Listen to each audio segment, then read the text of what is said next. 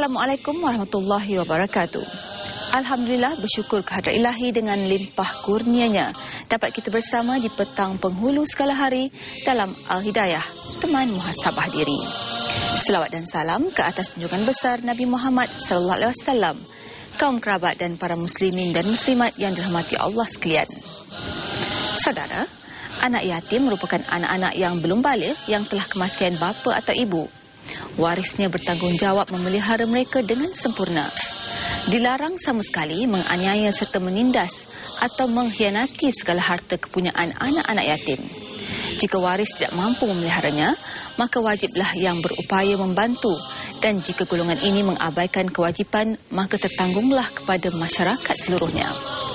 Melalui surah Ad-Duha ayat 9 hingga 11, Allah berfirman bermaksud, adapun terhadap anak-anak yatim, maka janganlah engkau bersikap kasar terhadapnya.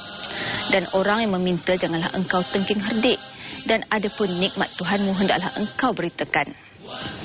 Bagi mengupas topik kebajikan terhadap anak-anak yatim, mari kita ikuti penjelasan oleh yang berbahagia Ustaz Syukri Yusof melalui segmen Mencari Berkat.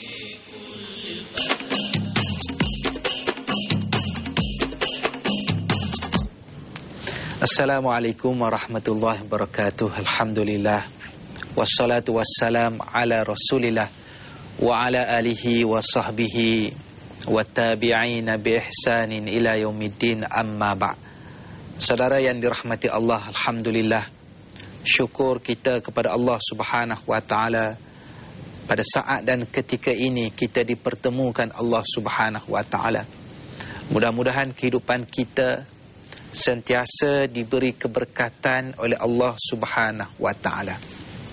Sesungguhnya kehidupan yang Allah Taala kurniakan kepada kita perlu kita gunakan dan perlu kita raih keberkatan yang disediakan oleh Allah Subhanahu wa taala kepada kita. Dan sifat orang yang ingin mendapat keberkatan di dalam Al-Quran disebut, walau anna ahlal qura amanu wattaqau lafatahna alaihim barakatim minas sama'i wal ard. Sekiranya penduduk di satu-satu kampung, di satu-satu kota itu beriman dan bertakwa kepada Allah Subhanahu wa taala, maka kami akan buka kepada mereka itu barakatim minas sama'i wal ard, pintu kebaikan, pintu keberkatan, sama ada yang datangnya dari langit ataupun yang keluar daripada bumi. Inilah manusia yang mendapat keberkatan dari Allah Subhanahu wa taala. Dan unsur untuk mendapat keberkatan dalam hidup ini ada dua perkara. Yang pertama ialah keimanan kepada Allah Subhanahu wa taala. Yang kedua ialah ketakwaan kepada Allah Subhanahu wa taala. Insya-Allah, kalau dua perkara ini ada di dalam kehidupan kita, insya-Allah kehidupan kita akan diberi keberkatan oleh Allah Subhanahu wa taala. Dan di antara punca kebaikan, punca kita mahu mendapat keberkatan dalam hidup ialah kita berbuat baik kepada anak-anak yatim.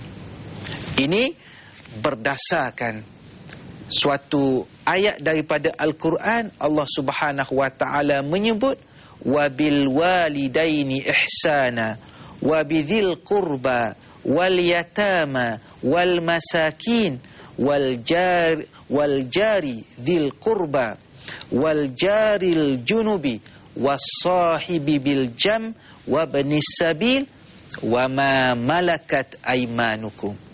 Allah Ta'ala memerintahkan kepada kedua ibu bapa hendaklah berbuat baik. Kalau mau hidup kita diberkati oleh Allah, berbuat baiklah kepada kedua ibu bapa kita.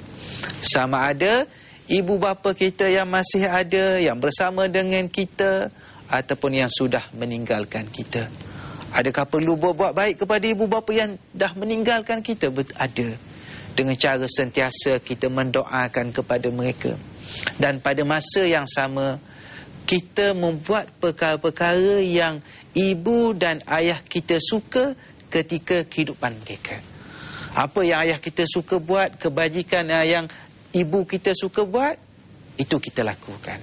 Dan pada masa yang sama kita nak dapat status kita buat baik kepada kedua ibu bapa walaupun mereka meninggalkan kita, dengan kita jalinkan hubungan dengan orang-orang yang mak dan ayah kita kasih. Itu cara berbuat baik dan untuk kita mendapat berkat dalam hidup. Kedua ibu bapa hendaklah berbuat baik. Wa bidzil qurba, dan juga kaum kerabat. Allah Ta'ala peringatkan begini supaya dalam hidup ini kita bukan buat baik pada orang jauh-jauh buat baik. Orang jauh baik benar.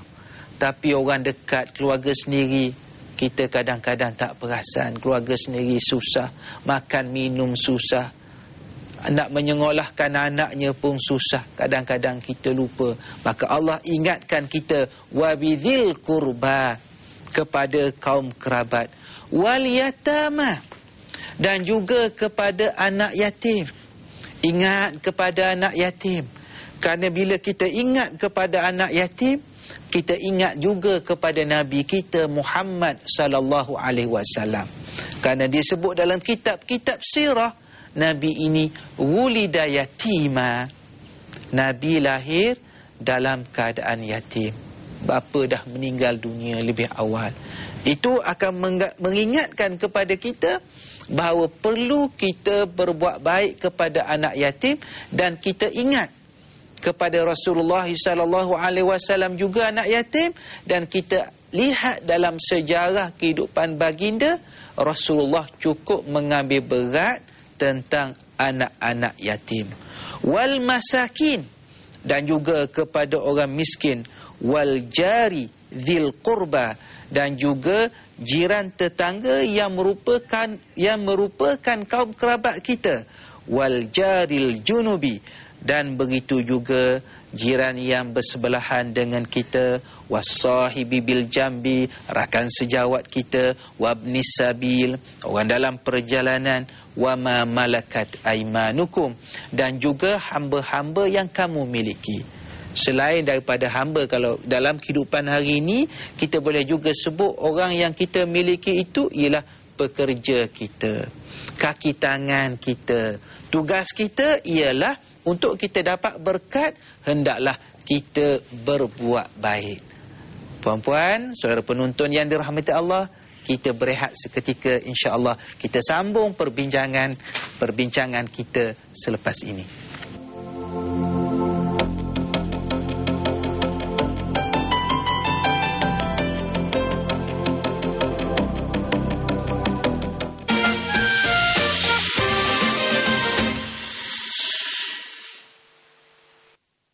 فقد كذبوا بالحق لما جاءهم فسوف يأتيهم آباء ما كانوا به يستهزئون.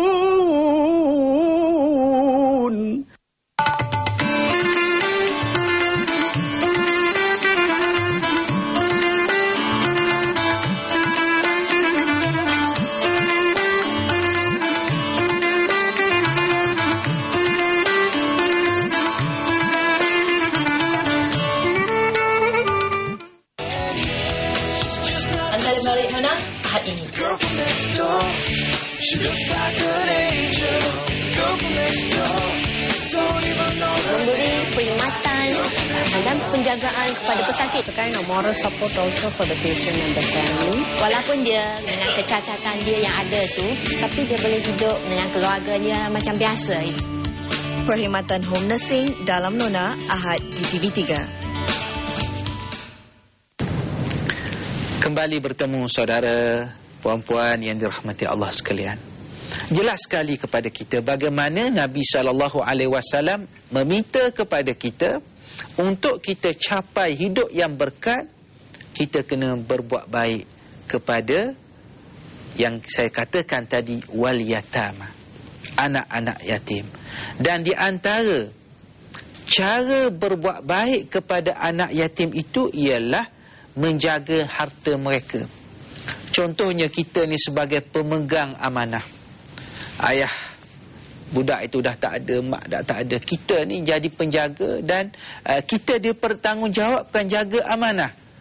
Maka dalam hal ini Allah Subhanahu wa taala ingatkan kita, wala taqrabu malal yatim.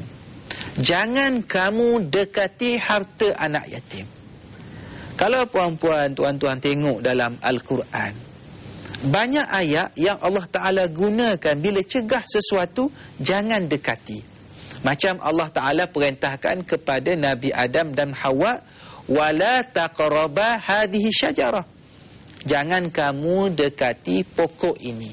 Begitu juga dalam perintah Allah larang jangan melakukan perbuatan zina. Wala taqrabuz zina innahu kana fahishatan wa sa'a sabila. Jangan kamu dekati zina, kerana perbuatan zina itu merupakan perbuatan fahisyah, perbuatan yang keji, perbuatan yang buruk. Dan begitu juga dalam harta anak yatim ini diperingatkan, wala taqrabu malal yatim.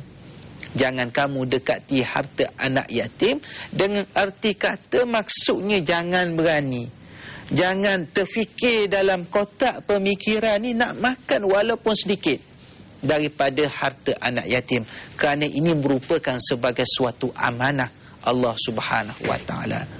Orang yang buat baik kepada anak yatim bukan sekadar senyum. Senyum mudah, senyum tengok anak yatim, sedih menangis tengok anak yatim, betul lah, itu bagus. Tapi bukan sekadar itu. Antara prinsipnya ialah dengan cara kita menjaga harta mereka. Dan yang keduanya ialah kita memelihara hak mereka. Anak yatim ni dia ada hak, tapi kadang-kadang kerana faktor umur dia yang belum dewasa, yang pemikirannya belum matang, maka ketika itu kita ni yang diberi amanah, kita kena jaga hak mereka.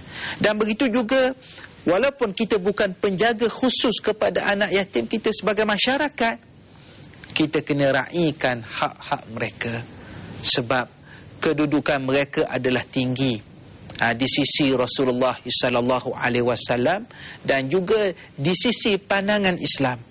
Kerana mereka ini ditinggalkan ataupun telah ditentukan oleh Allah, ibu tak ada, ayah tak ada. Jadi dalam keadaan sebegitu, sepatutnya kita masyarakat melihat mereka ini dengan perasaan kasih, dengan perasaan sayang. Dan jangan sekali-kali anak yatim ini kita buat sesuatu yang buruk kepada mereka. Buat sesuatu yang buruk ni tindakan yang buruk, kelakuan yang buruk, kata-kata yang buruk, kata-kata yang menyakitkan hati mereka. Walaupun mereka itu kita lihat mereka tak boleh balas. Kalau kita kata yang tak baik, mereka tak boleh balas. Mereka anak yatim, mereka belum matang, mereka hanya mendengar dalam keadaan kadang-kadang bergelingan air mata. Ingat, cara yang kita buat itu menyebabkan kita akan dihilangkan berkat oleh Allah Subhanahu wa taala. Sebab itu dalam kehidupan Rasulullah sallallahu alaihi wasallam, Nabi sallallahu alaihi wasallam sentiasa mengingatkan kepada kita supaya kita berbuat baik kepada anak yatim. Kerana kalau kita lihat anak yatim ini merupakan sebagai cara saya katakan tadi, kita ingat kehidupan Nabi sallallahu alaihi wasallam. Sebab itu kita perlu lihat mereka macam saya katakan tadi, lihat dengan penuh rasa kasih sayang. Dan begitu juga kita lihat dalam kitab-kitab yang membicarakan adab, bagaimana kita berkomunikasi, kita bermuamalah, kita berinteraksi dengan anak yatim ni. Antaranya ialah kita memegang ubun-ubun kepala mereka, bukan dengan erti kata sayang, cinta kepada mereka. Sebab mereka ini disebut-sebut oleh Rasulullah sallallahu alaihi wasallam. Insya-Allah kalau kita lakukan begitu, kita akan mendapat sumber keberkatan di dalam kehidupan kita ini. Saudara, tuan-tuan, puan-puan, ada lagi perbincangan yang saya nak sebut tentang bagaimana perlu kita raikan anak yatim ini. Tapi insya-Allah pertemuan hari ini bukan terakhir kepada kita. Kita akan sambung perbincangan topik kita pada minggu hadapan, insya-Allah bersama saya lagi pada minggu hadapan. Sekadar itu, wassalamualaikum warahmatullahi wabarakatuh. Saudara yang dikasihi, memelihara anak yatim dalam rumah sendiri adalah sebaik-baik amal yang dituntut oleh Islam. Sabda Rasulullah SAW, sekasih-kasih rumah di sisi Allah Subhanahu Wa Taala ialah rumah yang ada di dalamnya anak-anak yatim yang dimuliakan Dia. Al-Hidayah berehat seketika, kembali